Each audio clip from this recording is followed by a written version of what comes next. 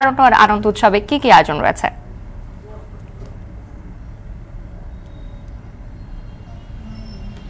মিম, আমি এই মুহূর্তে রয়েছি সিলেট রিকাবি বাজার কবি নজরুল যে অডিটোরিয়াম রয়েছে তার মুক্ত মঞ্চে। আজকে বছরের প্রথম দিনেই তারুণ্য সিলেট নামে একটি সাংস্কৃতিক সংগঠন এই আয়োজনটি করেছে এবং আমি যদি আমার পেছনে দর্শকদের দেখাই, মঞ্চে এই মুহূর্তে পরিবেশিত হচ্ছে একদম ছোট ছোট বাচ্চাদের কবিতা এবং গান তারা পরিবেশন করছে। সিলেটে আসলে খুব একটা বড় করে যে বিষয়টা হয় গত কয়েক বছর ধরে, আগে যেভাবে কনসার্ট বা ব্যান্ড সঙ্গীত বিভিন্ন জায়গায় অনুষ্ঠিত হতো, সেটি আসলে এখন কমে যাচ্ছে। এবং পাশাপাশি যদি বলি সবচেয়ে ভালো যে দিকটি, তারুণ্য সিলেটের এই আয়োজনটি, তারা প্রতি বছর এই আয়োজনের মধ্য দিয়ে যে বাংলা সংস্কৃতি, আমাদের নিজস্ব যে সংস্কৃতি রয়েছে, সেই সংস্কৃতিগুলোকেই মানুষের সামনে তুলে ধরার চেষ্টা করছেন।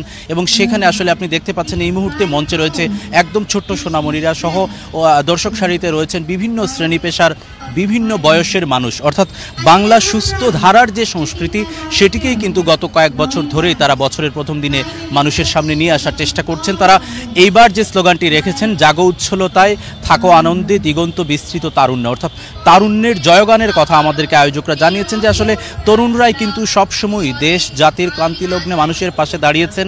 এবং আপনি জানেন এই কবি নজরুল অডিটোরিয়ামেই কিন্তু গত কিছুদিন আগে যখন করোনা ছিল, সেখান থেকে সিলেটের সংস্কৃতি কর্মীরা মানুষের জন্য কাজ করেছেন।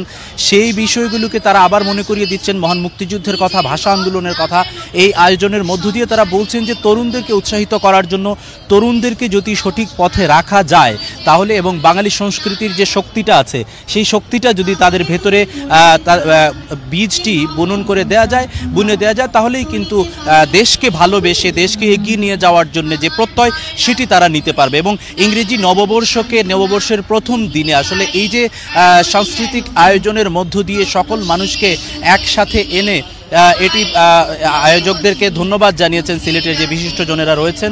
তারাই একদম বিকেল 5টার পরে, সন্ধ্যা 5টার পরেই কিন্তু আয়োজনটি শুরু হয়েছে, রাত 9টা পর্যন্ত চলবে। এবং আমরা দেখতে পাচ্ছি যে পরপর একটার পর একটা রবীন্দ্রসঙ্গীত, নজরুল সঙ্গীত, বাংলা কবিতা, সেটি কিন্তু তারা পরিবেশন করে যাচ্ছেন। এবং আপনি জানেন যে সিলেট কিন্তু বাউলদের তীর্থভূমি হিসেবে পরিচিত, বাউল গানও কিন্তু এই মঞ্চে পরিবেশিত হবে কিছুক্ষণের মধ্যেই। তো মিম, এই ছিল সিলেট থেকে আমার কাছে নববর্ষের আয়োজনের সর্বশেষ খবর।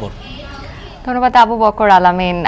নতুন বছরে নতুন দিনটি উদযাপন করার জন্য আসলে নানা বয়সী মানুষ উদযাপনে ব্যস্ত সময় পার করছেন, সেসব তথ্য জানাচ্ছিলেন আমাদের সহকর্মীরা।